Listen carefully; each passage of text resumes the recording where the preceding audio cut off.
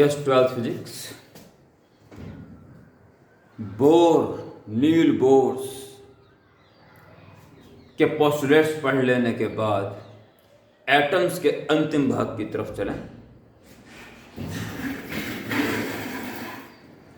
Bore theory for hydrogen atom, right the heading, bore theory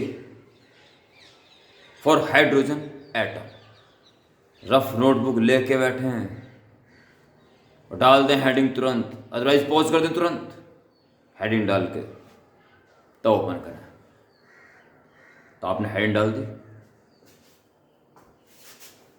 hydrogen atom के nucleus में सिर्फ एक proton, यानी कि हाइड्रोजन एटम के लिए वो प्रोटॉन ही न्यूक्लियस है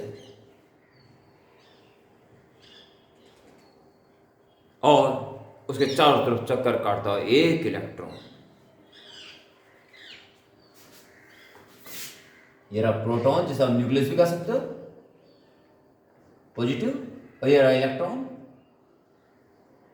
नेगेटिव। दिखना चाहिए ना, बहुत बड़ा दिखाई दे रहा है। हाँ जी। तो ये जो इलेक्ट्रॉन इस प्रोटॉन के चारों तरफ चक्कर काट रहा है, नील बोर के अकॉर्डिंग ये पर्टिकुलर क्लासेस में ही चक्कर काट सकता है और चक्कर काटने के लिए सेंट्रीपिटल फोर्स चाहिए, वो इलेक्ट्रोस्टैटिक फोर्स जो ये इसको अपनी तरफ खींच रहा है वो प्रोवाइड करेगा। मात्र ये दो कॉन्सेप्ट, पहला कौन सा, electrostatic force provides necessary centripetal force, और दूसरा bore postulate mvr is equal to n into h.2 pi। बस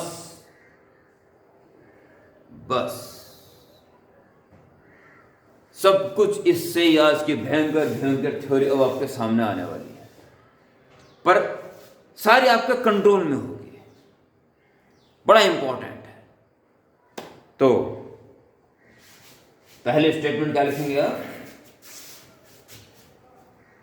since necessary centripetal force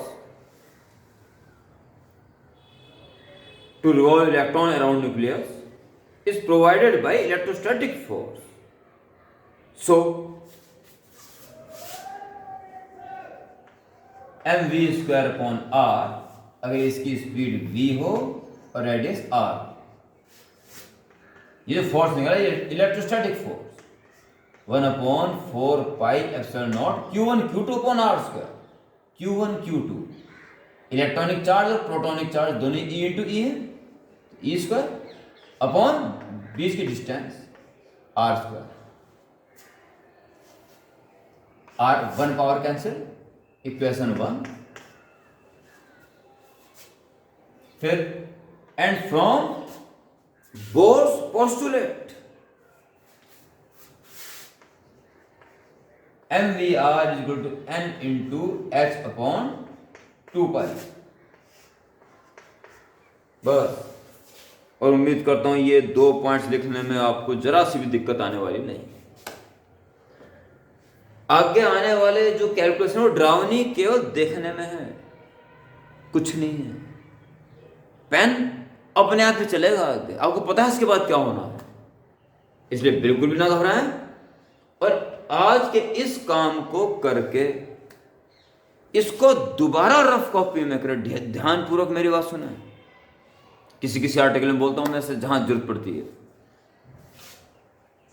video को देख देख के तो नोट्स बनी रहे आपके रफ कॉपी में, इसको दोबारा रफ कॉपी में करना, तो फेयर में करके मुझे भेजना। 3 बार एटलीस्ट इसका अभ्यास आवश्यक है। ओके, चलिए जी, तो हमें क्या निकालना है, रेडियस कितनी है, इलेक्ट्रॉन किस किस रेडियस में चक्कर काट सकता है, और क्या स्पीड है। अलग अलग रेडियई, अलग अलग ऑर्बिट्स में इसकी स्पीड क्या क्या हो सकती है। यानी there are 2 unknowns r and v and 2 equations are available. So solution is confirm, solution तो होगा। तो हमें इसको सॉल्व इस हिसाब से करना है कि रेडियस निकले, जिसे हम बोर रेडियस बोलेंगे, स्पीड निकले, बोर वेलोसिटी। तो इसके बाद आप शॉर्ट हैंड डाल देंगे bore radius.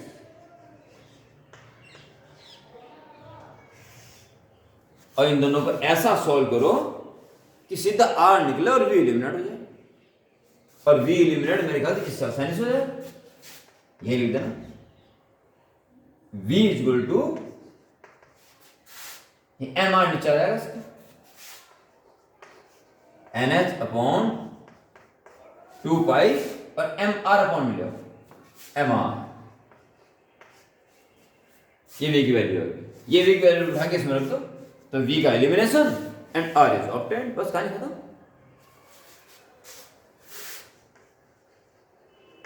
From one and two m r तो बढ़ गया v स्क्वायर, v ये रहा, इसका square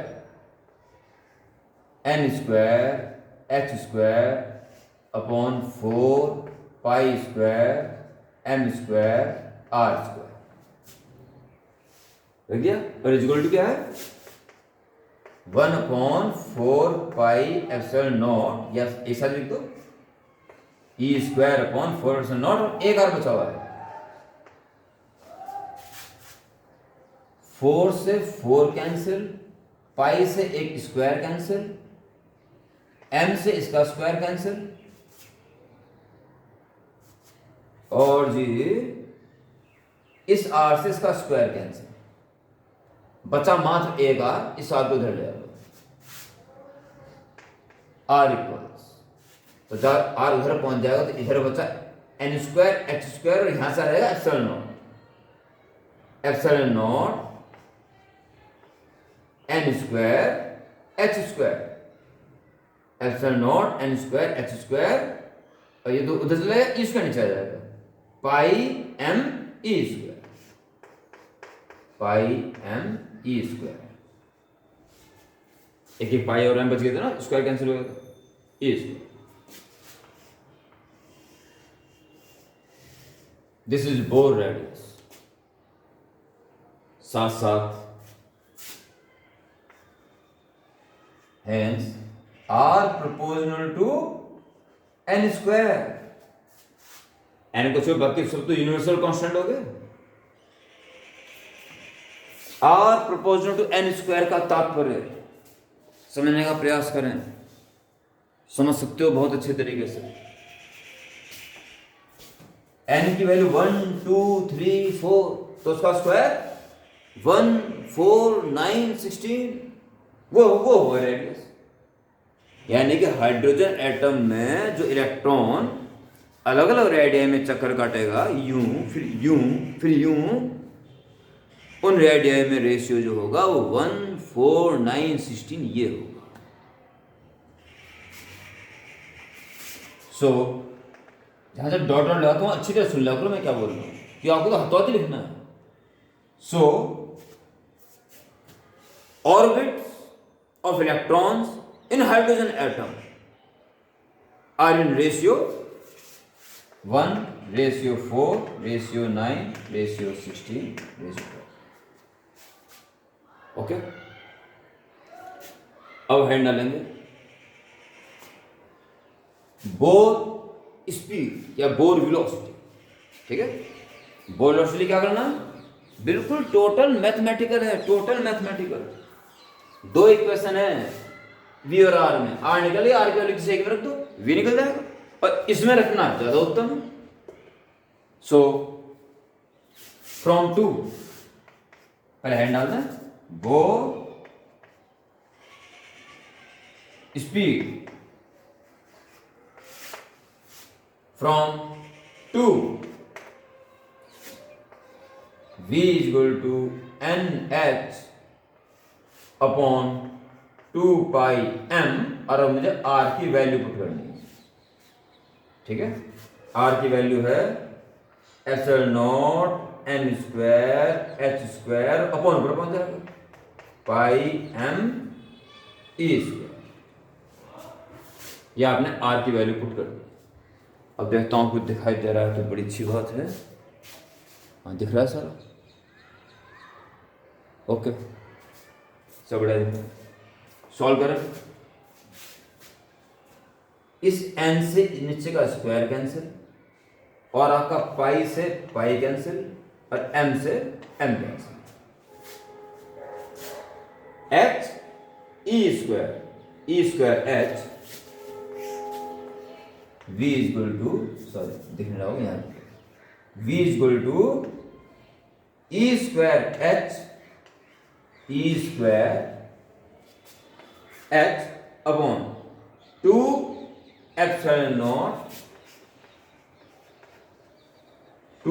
not n h square.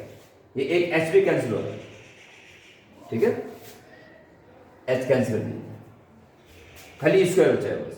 e square upon 2 epsilon not n h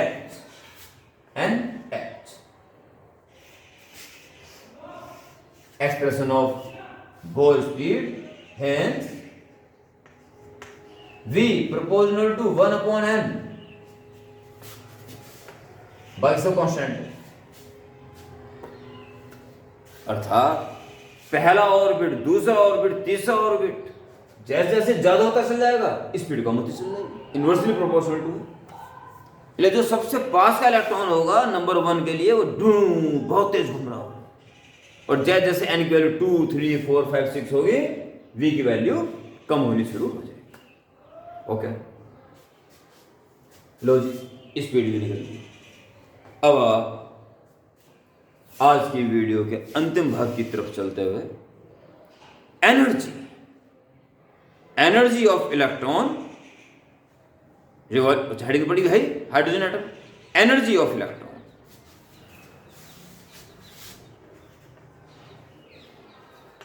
energy of electron, kinetic energy क्यों चल रहा है, और चूंकि न्यूक्लियस के बंधन में तो पोटेंशियल एनर्जी भी है जो कि नेगेटिव होगी, दोनों निकाल दो संपूर्ण ऊर्जा इसकी आ जाएगी। तो काइनेटिक एनर्जी इक्वेशन नंबर 1 भरपूर काम करेगी, half M square from 1, kinetic energy जो कि होती है हाफ एम वी स्क्वायर, क्या हो जाएगी, एम वी स्क्वायर की वैल्यू ये है, अब अपॉन 2 करना, अपॉन 2 कर तो 8 हो जाएगा, तो हो जाएगा E square upon 8 pi epsilon naught R, एक आर कट गया ना, ये हो जाएगा। And electrostatic potential energy 1/4 pi epsilon naught Q1 Q2 upon R, E into minus E upon R. समझ रही हो बात, प्रॉपर साइन लगा दे देना उसमें। Therefore, total energy of electron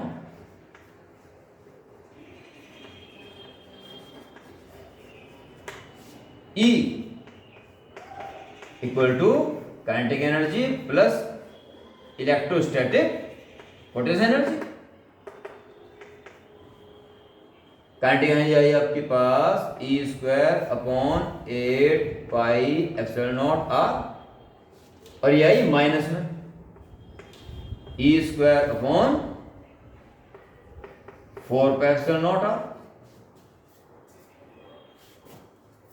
इसका जस्ट डबल है, इंटू 2 करके जाएगा ना 4, तो इसमें से इसका डबल माइनस करोगे तो इतने बच जाएगा माइनस में, नहीं तो कोई बात नहीं, E square upon pi epsilon naught R common ले लो, बचा 1/8 minus 1/4 is minus 1/8 minus 1/8। Clear, 1/8 minus 2/8 minus 1/8 minus. अब रख दो आर की वैल्यू, आर की वैल्यू निकला है ना, जब मर्जी रखी जा सकती है, पर ये आर की वैल्यू को यहीं से रखना शुरू कर देता है तो होगी इतना बहुत गड़बड़। सो अब रख दिया आर की value, so E equals minus E square upon 8 pi epsilon not, और आर की वैल्यू ये रही epsilon not an square H square upon ऊपर पहुंच जाएगा पाई एम ई स्क्वायर। ओके, ये तो आप नोट कर लो, मुझे मिटाना पड़ेगा, बड़ा आर्टिकल।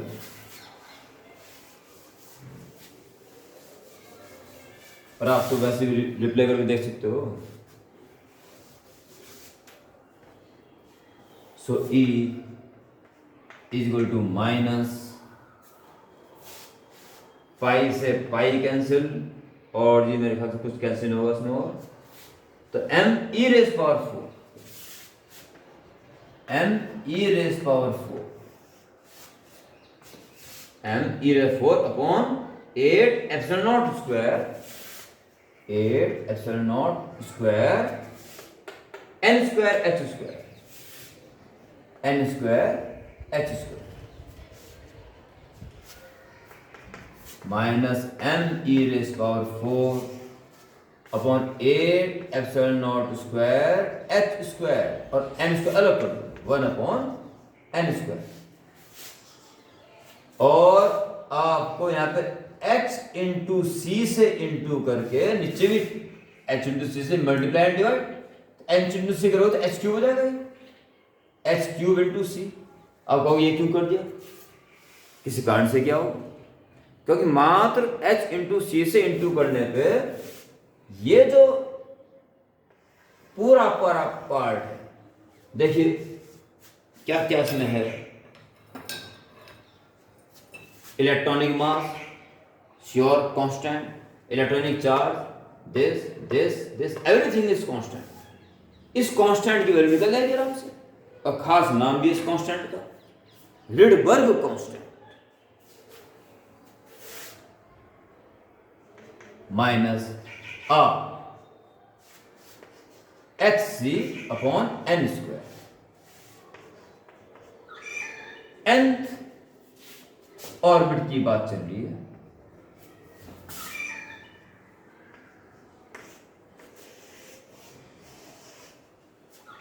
nth ऑर्बिट की इलेक्ट्रॉन की total energy minus R S C upon R N square,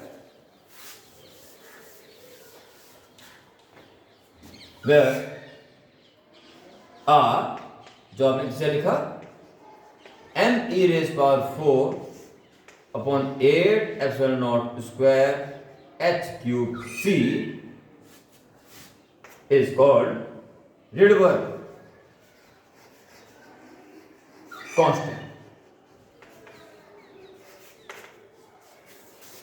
okay, ध्यानपूर्वक अगली वीडियो में क्या होगा सुनना है भी, क्योंकि मैंने कैलकुलेशन का काम इसी वीडियो में निपटा दिया है।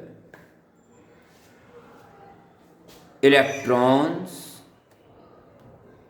जिन जिन क्लासेस में चलते हैं उन क्लासेस में उनकी ऊर्जा इस फॉर्मूले से निकलेगी।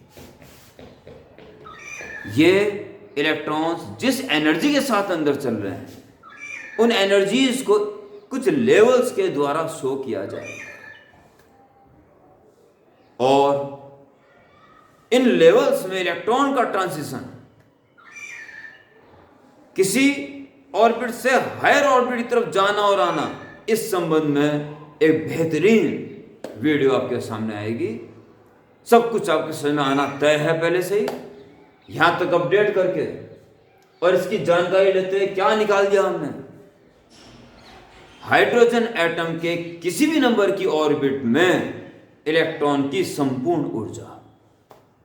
ओके, तो यहां तक अपडेट करके जल्दी रफ कॉपी में जो देखते देखते बन गई, फिर दोबारा रफ कॉपी में, फिर फेयर में करके मुझे जल्दी भेज दें। Okay, bye.